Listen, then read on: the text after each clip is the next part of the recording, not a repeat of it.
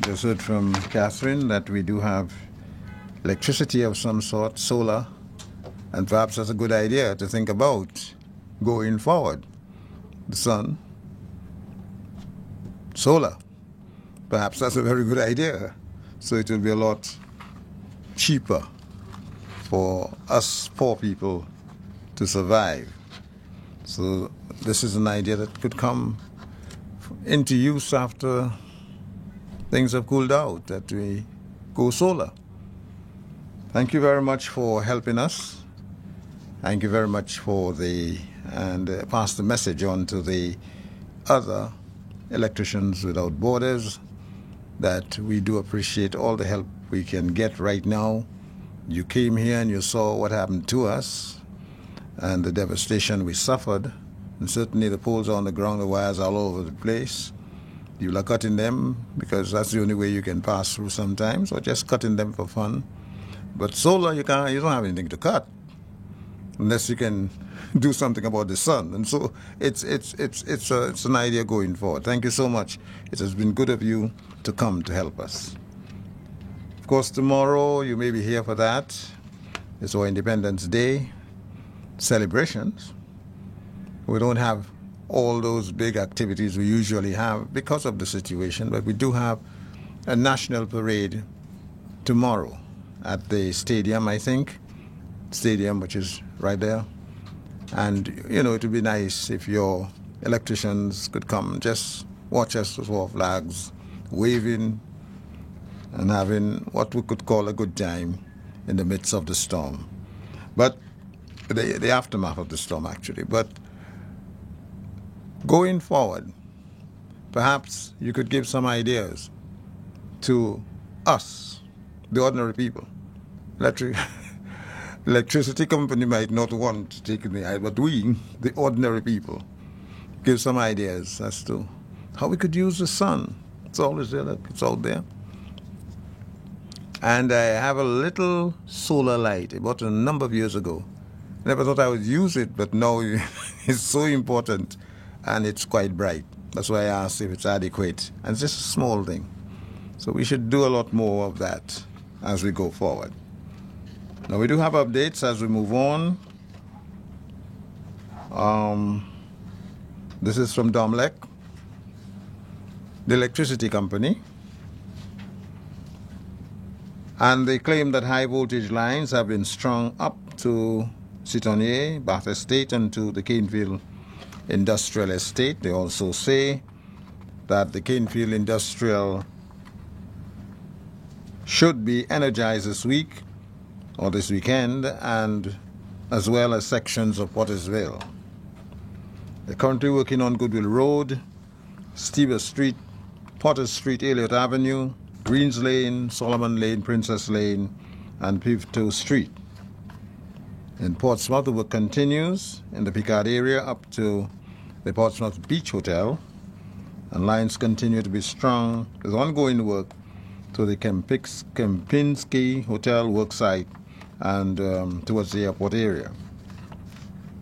Reconnections to date, certificates received to date, 749 and 313 for Roseau and Portsmouth respectively.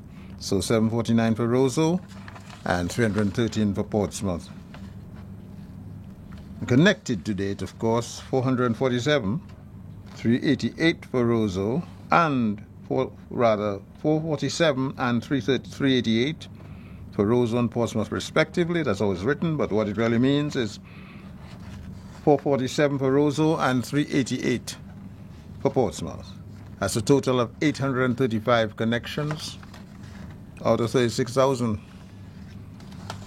So we're up to 2.26% last week. Last time I checked, we're 1 point something percent. We're making progress, albeit not as quickly as we'd like.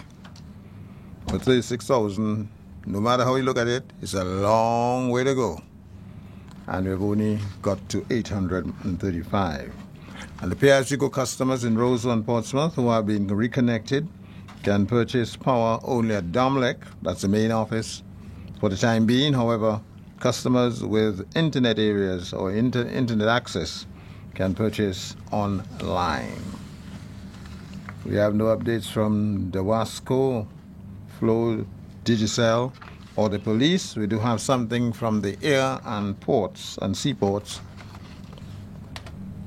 DASPA has been given a green light to reuse the Precision Approach Pass Indicator, PAPI, abbreviated.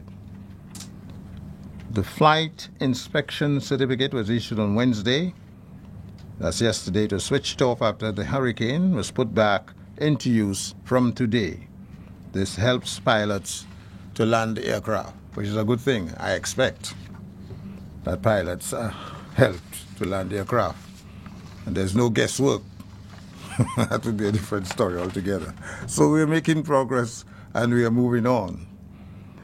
I should also go back to this independence thing that's happening tomorrow.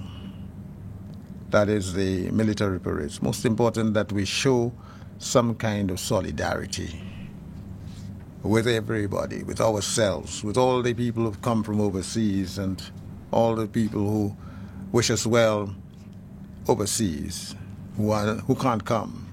We call them diaspora. One time it used to be diaspora, now it's diaspora. It may change again, but for the moment it is diaspora. And they're certainly with us, they're listening, and they know our plight. Some people are shocked that we can even move from where we were. So now let us give them another surprise tomorrow at the stadium, where we show up in large numbers. Don't sit at home and say, it's on the radio, I'll hear. No. Come forward, sons and daughters of this land. It needs you now. It has done so much for us. Now is the time to do something in return. I do hope you'll be there tomorrow, and I do hope you'll ask everybody you know to come forward and be there as well. I'll be there, but I'm doing work, broadcast. I'm always doing some kind of work. But you can be there whether you have to do work there or not. So I look forward to seeing all of you at the parade. So we can show the world that we're not dead, we didn't get killed, and we're very much alive. The briefings will continue after the few holidays. Somebody else will be here. I have to move out on some assignment. But I expect you'll all be here to ask questions as you did today. Happy Independence, and thank you.